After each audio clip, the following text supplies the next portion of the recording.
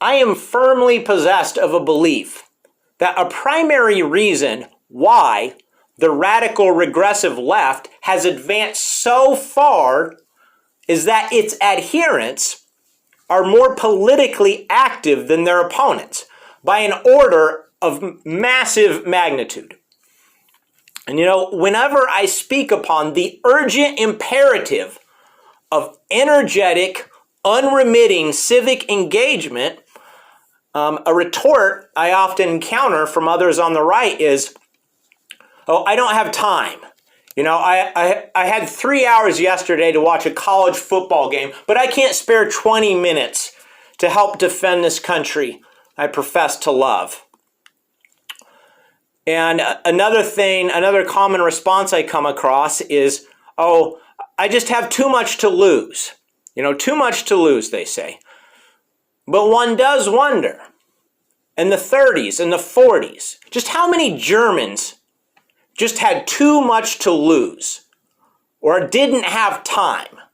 Huh? How many of them acutely apprehended the iniquity afoot, but still passively stood by because they were just too worried about their mindless domestic distractions, too worried about their job, their reputation, invites to cocktail parties, etc. They just had too much to lose. And I ask, was there not one amongst them, those Germans, with an ounce of integrity who is not haunted thereafter every hour until their last by the shameful specter of their execrable inaction? Years hence, friend, what answer will you furnish when your descendants put to you those very same delicate questions of character once asked of the Germans who lived through the 30s and 40s? What did you do? The question will come. Now, to be clear, I'm not equating here and now with there and then. On this channel, we will not lean on simple-minded shortcuts. But the point still stands, entirely intact.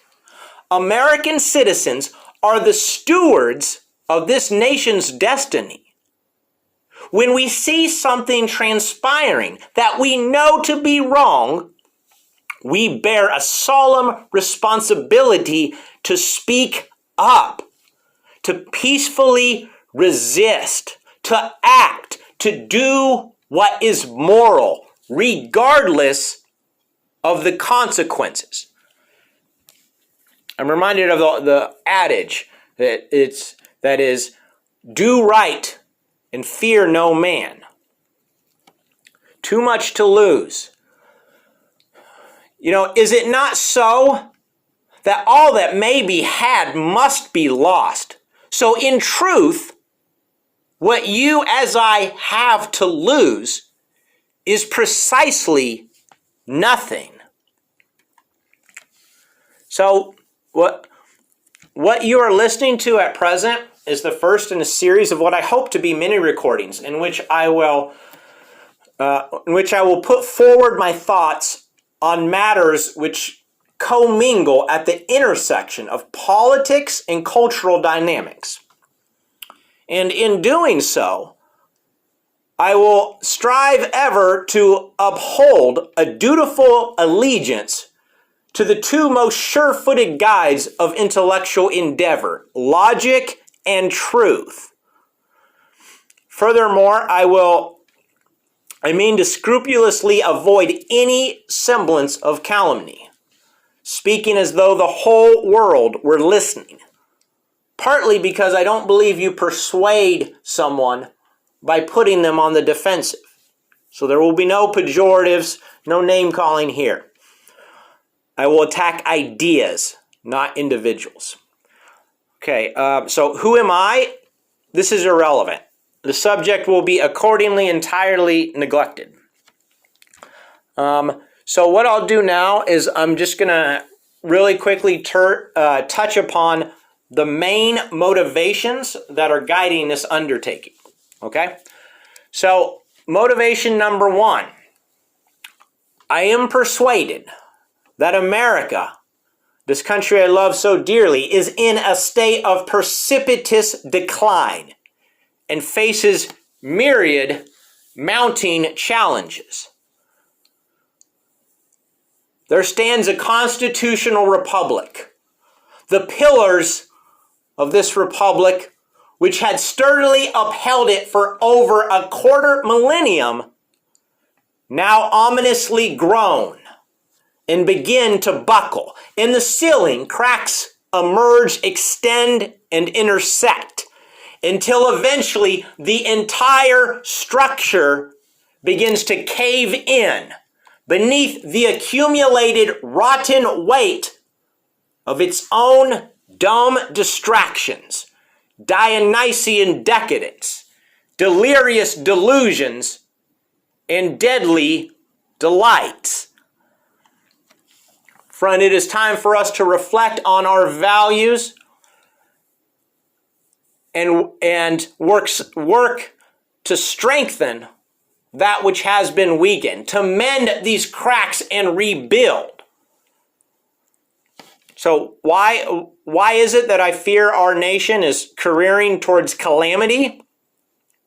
Well, just to briefly mention a few reasons that I'm convinced of this. So foremost amongst what I view as some harbingers of America's approaching great misfortune are as follows. One, our astronomically inflating debt, the out of control debt to GDP ratio. Our ill-conceived position of the military, which is often at stark odds with its actual purpose. 3, the disintegration of our borders. A nation without borders is no nation at all. I will talk about how many scores of deaths every single year, many 9/11s worth of deaths could be easily prevented if we secured our border. 4, an erosion of the shared values that once kept this society, despite all its flaws, generally evolving. All right, a second rationale supporting my decision to render these recordings is that I have quite recently realized that regardless of the degree of success he may attain in other spheres, a man who does not fulfill his sacred civic duty is abjectly incomplete. A man spends his whole life climbing a ladder only to realize it is built of chains. Friend, the American dream is an enchanting illusion.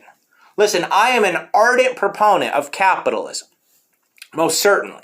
Yet many of our nation's grave afflictions arise from a populace hypnotized into a torpid trance of unquestioning consumerism. Hypnotized by a narrow plastic American dream wherein financial accumulation stands as the solitary standard of success. When each citizen is entirely engrossed in their own small sphere, myopically neglecting their civic duties owed to the wider community, when this happens, the inevitable natural consequence is endemic erosion of cultural vitality and communal integrity. And I certainly myself have spent too much time chasing the American dream, and I mean now to make amends.